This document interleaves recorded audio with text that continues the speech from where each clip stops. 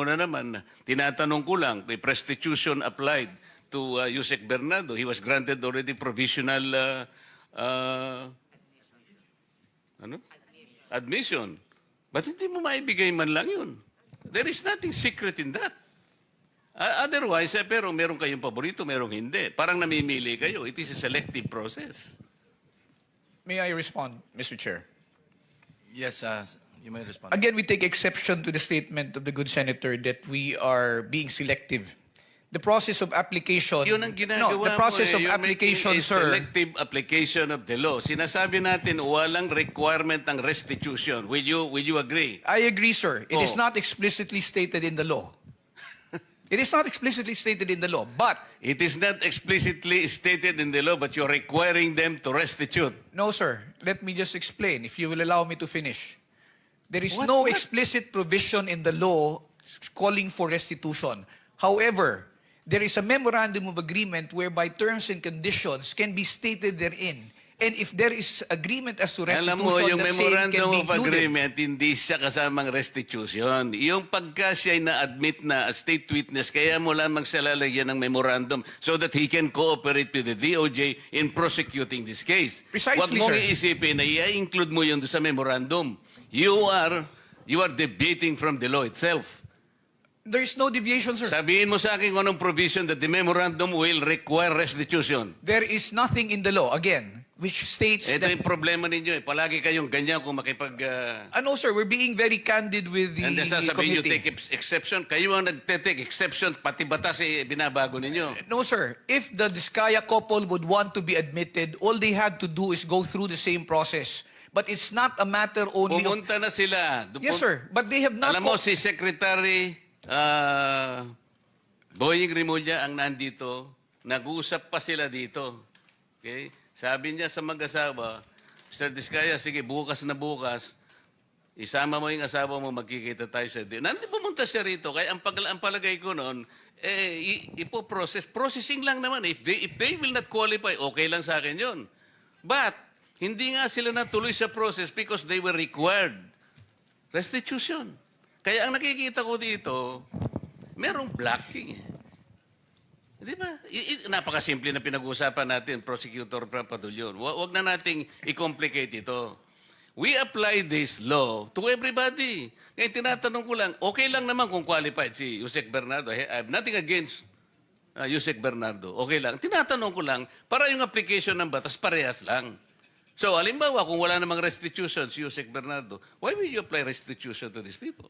Sir, we did not... That was a statement made by former Secretary Rimulya. When they were referred to Department of Justice for processing, it was because there was a legislative inquiry which was going on. And the Diskaya couple, during the time that they were testifying, stated that they wanted to be provided security and protection. Immediately after they went to the department, said security and protection was provided to them without any consideration yet as to their application into the program. The evaluation for purposes of being considered in the program is a different process which has not been completed. That is the reason why they have not yet been considered as possible state witnesses in the It cases was which are never pending. completed because you were insisting on restitution. Drop it. Para sa ganun, kung mag-apply sila at kung qualified sila, pagbigyan ninyo. Yun lang ang ano dyan. No, sir. Again, let me disabuse the mind of the good senator. There is no requirement that for purposes of processing, they will have to go through or they will have to make restitution. Yun nga Because it will sinabi ni still go Boying through Rimulya. evaluation. Sinasabi ko sa iyo, yun ang sinabi niya sa press conference niya. Sinabi niya yun eh. Alam mo, mag-a-apply lang eh, sinasabi ko. Kung ang restitution mangyayari at the end of, let's say, napakita talaga na meron silang pananagutan sa batas. Later on, restitution is talagang kailangan. Pero nag-a-apply lang yung tao eh. Kaya nga, Witness Protection and Benefit Program. There is no reason to burden these people for another requisite which is not even in the law. So, kung qualified sila, i-process natin. Kung nag-qualify, salamat. Kung hindi sila nag-qualify, wala tayong magagawa. Mr. Chair, it is not as if the reason why they are not being processed is because of the restitution that you mentioned. The fact is, Prosec, ang sinasabi ko, hindi, yun ang naging unang dahilan kasi kaya siguro nabanggel ito. Maraming procedures dyan. Kaya lang, ang sinasabi ko, ang pinipilit kong ipaintindi sa'yo ay yun doon pa lang Doon pa lang na-stop na sapagkat pinilit ni Secretary Boying, mag-restitute ka muna. Sabi ko, nawala na. Mr. Chair, kung ang gagustuhan po ng Diskaya couple is makonsider sila o mo-process sila, let's take away the aspect of restitution. But they have to comply first with the requirements, which is the submission of the affidavits to justify the department being able to evaluate the same. Let's not talk about restitution. Tapos na. Okay na yun. So wala nang restitution. Mr. Diskaya, Ms. Diskaya, kung talagang gusto nyo at kung gusto nyo mag-apply talaga, ayun, wala nang restitution. Pero kailangan mag-qualify kayo. Kung hindi kayo qualified, wala tayong magagawa. Mr. Chair, may I interject? The Vice Chairman is recognized. I just want to be clarified, PG Fadulyon. Ano ba talagang gusto ng DOJ to be mabigyan ng restitution immediately? Kasi may sinasabi ni Senator Marcoleta, there will be a process. What is your stand here? Sir, my position is this, if I may. Restitution, Senator Marcoleta is correct when he pointed out that restitution is not a requirement under the WPSB law. It Okay. is, as I said, it is not explicitly stated there. However, when the process of when the witness who applies to to be admitted into the program is evaluated, and for example they qualify, their qualification is now subject of a memorandum of agreement between the department represented by the secretary and the applicant. Now, in the memorandum of agreement, there are terms and conditions that may be agreed upon or imposed by the parties, and restitution is part of them. If I may be allowed to explain further, kung halimbawa po meron po tayong witness na nag-a-apply sa programa, at sinasabi na nila, I am remorseful, ako po ay nagkamali, ako po ay nakakatanggap ng pera, naggaling sa nakaw o hindi sa matamang paraan, at ito po ay sosoli ko, sasabihin po ba ng department, hindi naman kasi part ang restitution dito, so hindi mo kailangan magsoli. Kaya po yan inilalagay sa memorandum of agreement kung meron man, para lamang po masiguro din ng department na at least kung meron pong ill-gotten wealth, or if a person is unjustly enriched, monies will be returned back to the coffers of government. Remember, sir, if one is covered under the program, one of the results would be if there is a case where they will be testifying as a witness, they will not be included in the information anymore. And if they're not included in the information, it means they have no criminal liability, and forfeiture will not lie as against them. A process which will happen much later. Okay, so Republic Act 6981, PG Padulyon, Section 5, it states na to comply with legal obligations plus to cooperate with respect to all reasonable requests. Ang tanong ko po ngayon, ano ba ang mga unreasonable sa pagbabalik na ninakaw na yaman? Can you give me some? Let me just be clarified, Mr. Chair. Ano po ang ano ang reasonable kung magbabalik po? Kasi ang sabi, legal obligations, reasonable requests. So it's a reasonable request. Pero it doesn't mean to say na you are, it's their obligation. Is that Yes, sir. correct? Yes, sir. Kasi po, kasama po yan dun sa pagpapakita po ng pagsisisi ng kung sino man pong aplikante na sinasabi niya, kung ako po ay may nakuhang yaman sa pamamaraan na hindi po legal, at ako po ay humihingi ng kapatawaran, at ako po ay willing na tumistigo, at isosoli ko po. Natural po, ipapalagay po natin yan sa loob ng Memorandum of Agreement, at yan po ay mapupunta sa gobyerno. Kaya po, ang tanong ko po ngayon sa PG Padulyon is that reasonable ba o unreasonable ang pagbabalik ng pera na kinuha sa taong bayan? Which is which? It is definitely not unreasonable. I would say it is only reasonable and within reason to return the same. Thank you, Mr. Chair. Hypothetical, halimbawa, nag-apply yung couple, Diskaya couple. Sinabi nila, halimbawa, papasok sila sa MOA. Okay, ito po yung aking mga account numbers, ito yung bangko. Willing po akong i-waive kung magkano man ang laman nitong account number na ito. Tama po ba yung hypothetical situation na ganon? That would be one correct means, Mr. Chair. Or halimbawa, ito po yung estimate ko na kinita ko sa aming pagkokontrata na merong ghost project, nag-estimate siya. Nagbigay siya sila ng estimated amount na sa tingin ninyo acceptable kasi yun ang base rin sa reasonable na computation. Kasama rin yung sa MOA. That will also be included in the MOA, So sir. hindi immediate na Hindi po pagpasok nila, babayad na kagad sila. Parang extortion yun. Yes, sir. Hindi po immediate. Kasi mangyayari niyan is parang you paid your way to be able to be admitted. Parang you buy your Yes, way sir. in to the Yes, program. sir. Ito po, it's a So necessary... merong miscommunication. Yes, sir. Wala nga sa batas ang restitution, pero it could come later. Yes, sir. Parang as a pledge, as a commitment. Yes, sir. That is correct, Mr. Chair. Thank you. Mr. Chair, ikaw na nga hindi man hidden wealth Sorry. pinag-uusapan Mrs. dito. Iskaya wants to say something. Can we allow her? Pwede natin magsalita ka muna. Yes po. I-confirm ko lang po kasi with what attorney Fadulyon said na meron kaming we were given temporary security. Definitely we weren't kasi I had to get our own security for me and my kids after the session here where we mentioned the 17 congressmen. So hindi po kami nabigyan ng DOJ ng any security whatsoever. And then yung sinasabi na hindi kami nakikipag-cooperate. Actually, the affidavits that they were requesting were prepared and we were ready to give it to DOJ. Pero kasi we were required to restitute first. So hindi namin You were required to restitute. Oo, How much? Wala silang sinabi na amount. So hindi Baka- namin alam kung ano yung restitution. Baka stipulation lang. Oo. So it was one of the yun nga po, one of the stipulations PG, that baka was stipulation lang yun. asked of us. Mr. Chair, I am not privy because I am not part of the ones who've been talking Yes. to and communicating Yes po, with the opo. Diskaya couple. So I will have to validate that information, Mr. Chair, as to whether or not So- restitution was made a condition. Maybe you can renew your application. Actually, hindi din Puntahan nyo kami na lang si PG Padulyon. Opo, hindi na po kami we are 100% trying to cooperate with whatever is asked of us.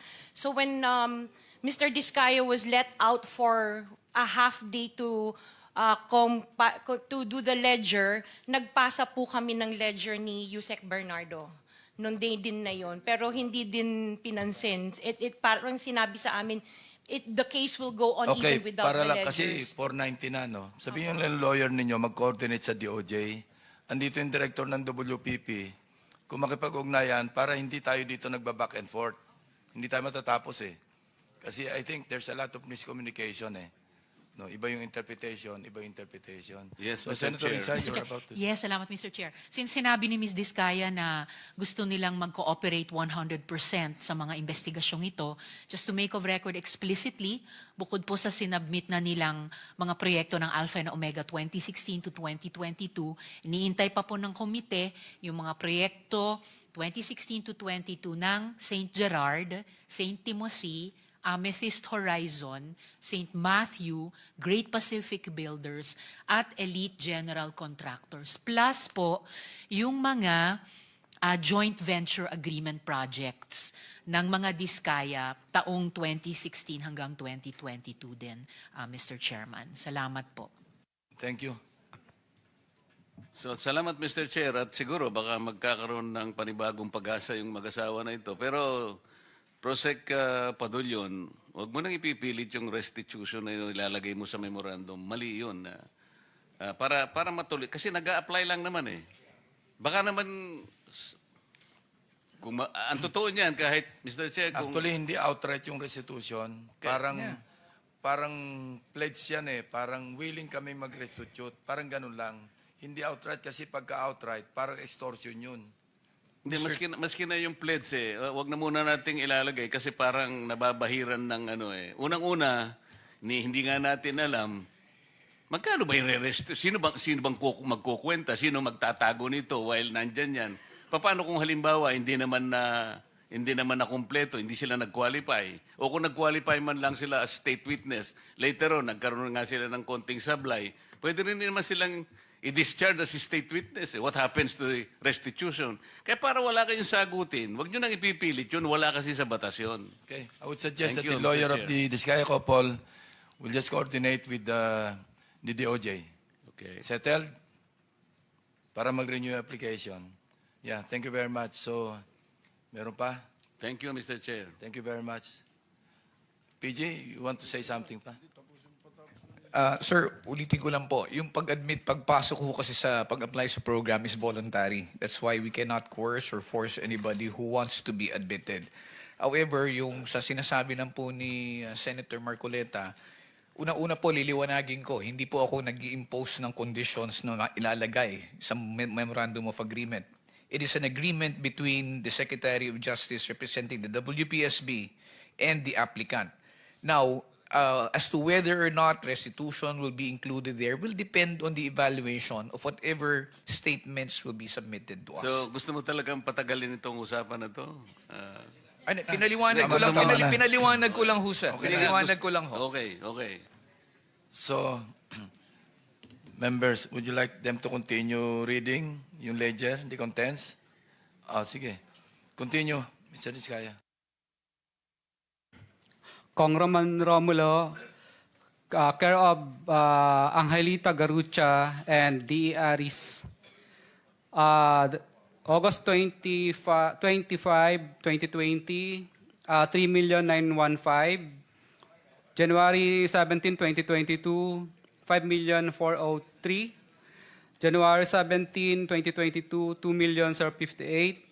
February 14, 2022, 5,487,000. Wait.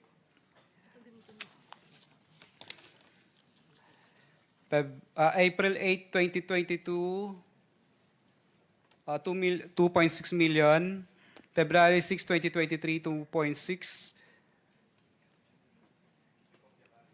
February 6, 2023, 7.2. March 3, 4.8. March 25, 9.7. March 5, 21.2. March 7, 7.077. May 30, 14,152. May 30, 14,699. Okay, Mr. Diskaya, ganito lang. Isabit nyo na lang yan. Kailan kayo pwedeng bumalik para kunin ang lahat? Papayagan uli kayo ni Senate President na lumabas ng Senado. Kasi sabi ni Sergeant at Arms, marami raw. Sabi ko, sana binitbit nyo na lang lahat, kinarga nyo na lang lahat. Your Honor, Sabi kung niyo raw- mabibigyan niyo po sana ako wala sa detention ko. Yun nga, hindi. Kahit Sabi ko- gabi po, gagawin ko. Okay, papayagan ka namin uli. Susulat ako kay Senate President kung kailan. Pero kunin nyo na lahat, hindi nyo pabalik-balik. Gusto mo lang yata umuwi. Totoo po. Kasi namimiss ko na po yung mga anak ko at saka Anyway, yung bahay po namin. Sige, Oho. gagawa ko ng sulat sa kanya. I-arrange na lang natin. Pakisapit mo na lang Your sa Honor, committee. okay lang po ba? Banggitin ko na rin po yung iba pang mga pangalan na nandito Sige, na dapat babanggitin ko. Hindi ko lang po babanggitin yung mga Alright. presyo nila. Yung susunod po si Kong Marvin Rillo, Kong Dean Asistio, Kong Patrick Vargas, Kong Marivic Pilar, Kong Jojo Ang. Yun po muna partial. Mr. Chairman, just a quick intervention. Yes, Senator Win. Narinig ko kanina yung kay Congressman Romulo, may mga pangalan kang binanggit ahead. Ano po? Mga pangalan nun? Kay D.E. Aris po yun, tsaka si D.E. Aristotle Ramos, at tsaka si Angelita Garucha dati. Engineer yun ang ng kausap DPWH. Yun ang kausap mo, hindi si Congressman Romulo. With ano po? Ang tawag doon sa ganun? With advice po. Yes.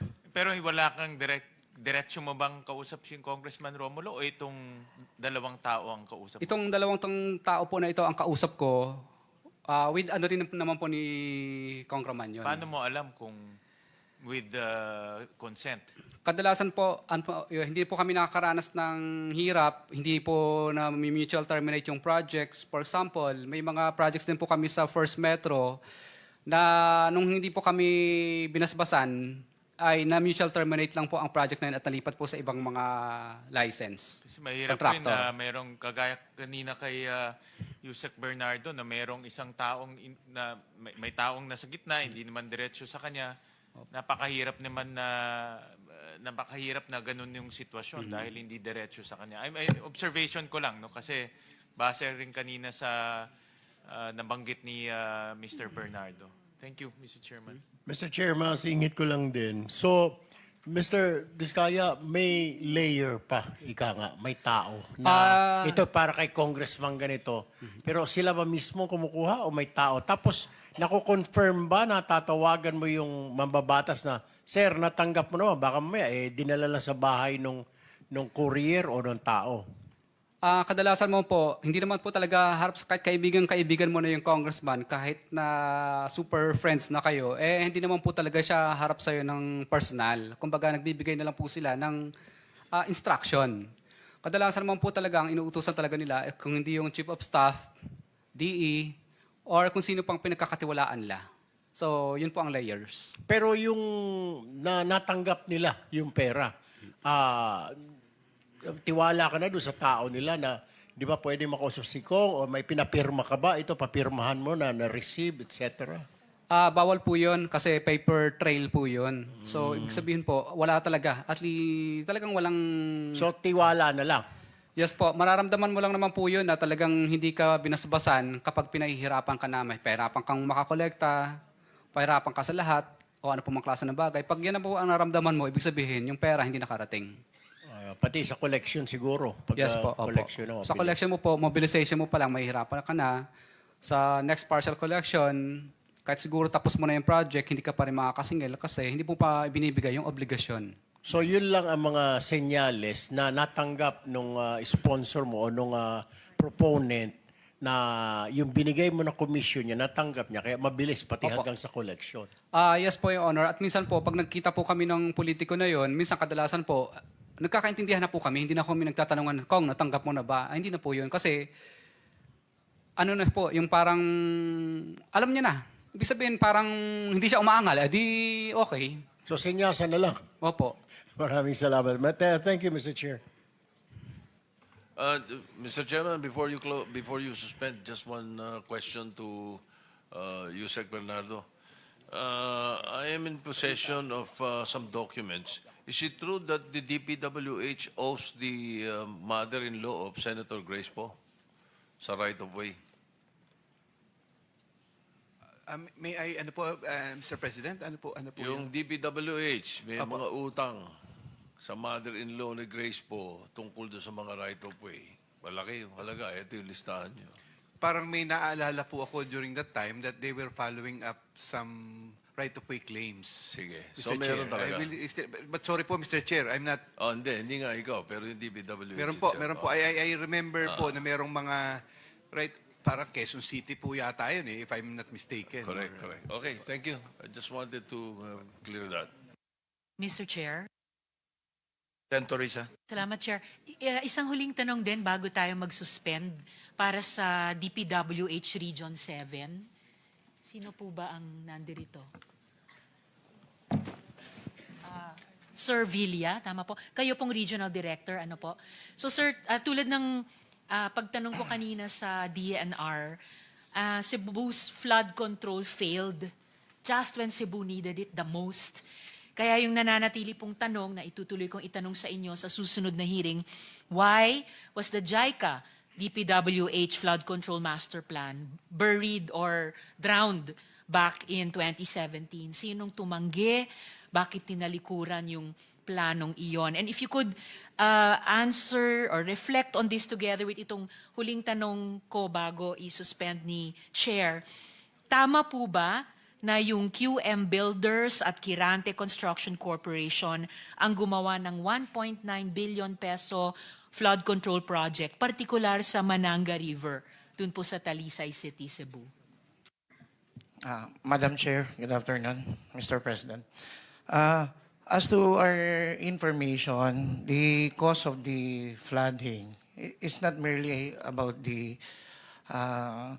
issue on the flood control, but as what it was answered already by the DNR. So, as to the question of if that specific amount of projects being considered for the two contractors, I still have not the exact project that was damaged or that was implemented in that area. So, may I be allowed, ma'am, to check on the records as to what specific projects are you referring within the Mananga? Is it the damage or the constructed one? So that's why we want to set the clarification first, ma'am. Sige po, sa susunod na hearing na lang. Pero nagugulat ako dun sa sinabi niyong hindi niyo pa alam. Kasi dun pa lang sa isang Rappler article, andun na po yung top 5 flood control contractors at itong dalawang itinanong ko sa inyo ay nasa top of the list. Madam Chair, we did have the still in investigation inventory of the damaged flood control within the Mananga. That's why I'm really sorry to mention that I still don't have the exact amount and the exact numbers. But recently we are going to have our own investigation on the exact number of projects that was damaged and come up also with the amount of the damages, including the name of the contractors who implemented the project.